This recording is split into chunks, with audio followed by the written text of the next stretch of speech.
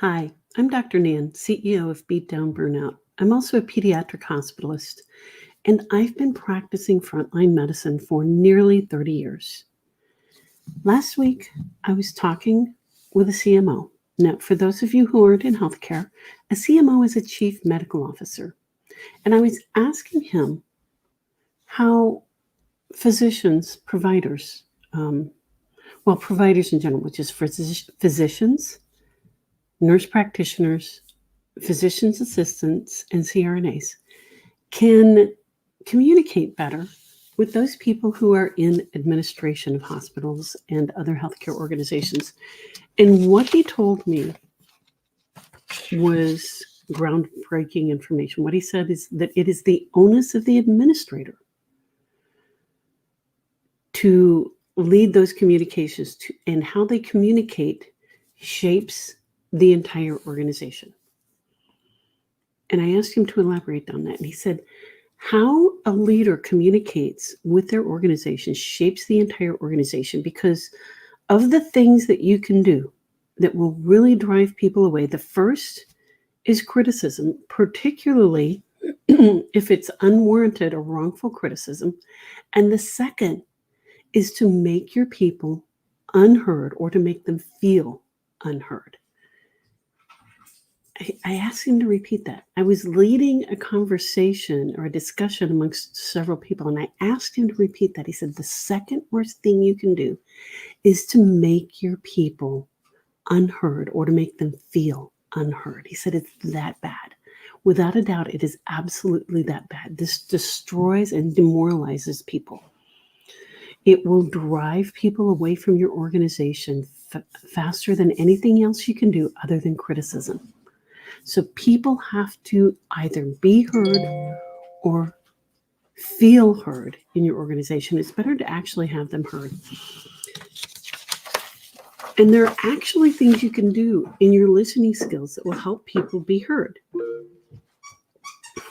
Excuse me, I have a little background noise from the four-footed employees here. Can you take them on down into one of the other rooms, please? We're videotaping. Can you take them into one of the other rooms, please? Thank you. We all have our challenges nowadays, don't we? So what he said is not having people be heard, like I was just now, can really drive people away. And what you want to do is you want to retain your good people. You also want to take your average people and lift them up. And you can do that by making them heard. So when you're listening to people, listening requires empathy, patience, and withholding judgment. You want to be patient in that you're letting people continue to talk as much as possible. Don't ask questions that involve interrupting people. Ask as few questions as possible. And when you do ask questions, they need to be clarifying, leading questions. So they're not questions that cut people off. They're questions that clarify so that the speaker knows that you're following the conversation and that you're actually listening to them, but you want to clarify exactly where you're not clear on things, but they're open enough that they lead that person to keep speaking. You want to periodically summarize the conversation, not so often that you're interrupting them constantly, but enough that the speaker knows that you're really listening to them and following the conversation. Summarizing does a couple things. One, it lets them know you're following the conversation, but two, it clarifies, it makes it clear where you're on base and where you're off base. When I speak to patients, I know that they don't always hear what I'm saying. It's very clear that, and there are a number of studies on this, where what you say and what they hear can be very, very different things. So that's why summarizing is so helpful. So it is important to summarize, but you don't want to be interrupting them constantly. And when you do summarize, you want to watch your tone of voice and how you phrase things. This phraseology should be echoing what they're saying, but it's important not to do it in a snarky or sarcastic voice, because if you do that, the speaker certainly isn't going to feel heard. They're going to feel hurt or angry or worse.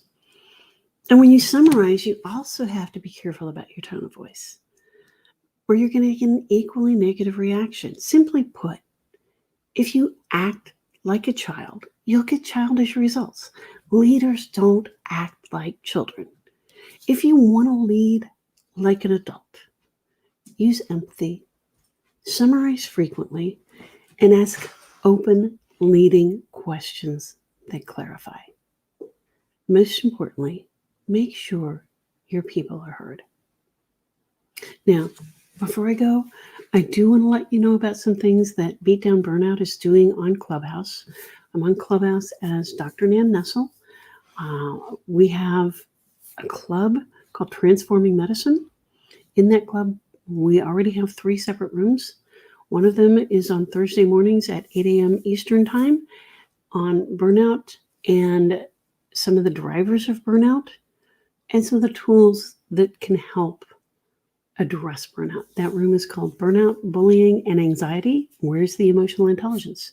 Again, that meets at 8 a.m. Eastern Time every Thursday morning. Our second room is on Saturdays at noon Eastern Time, and it's called Holding Space.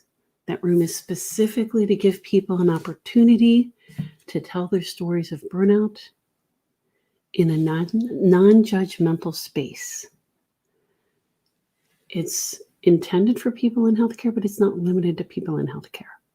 And it's particularly for those people where there's been a component of bullying in their burnout situation. Again, that is noon Eastern Time on Saturdays, every Saturday. Our third room will be holding its first episode next Tuesday at, let me check the time. This room is called Leadership and Diversity in Medicine. And it is at 1 o'clock Eastern Time.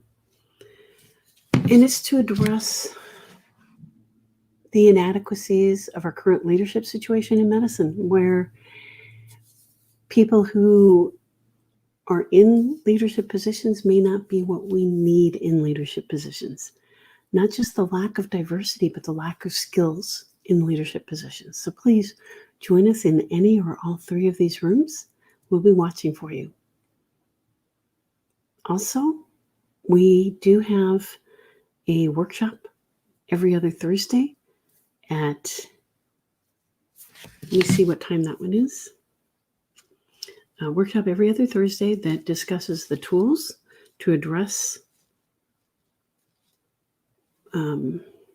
burnout, and that is at 6 p.m. Eastern Time.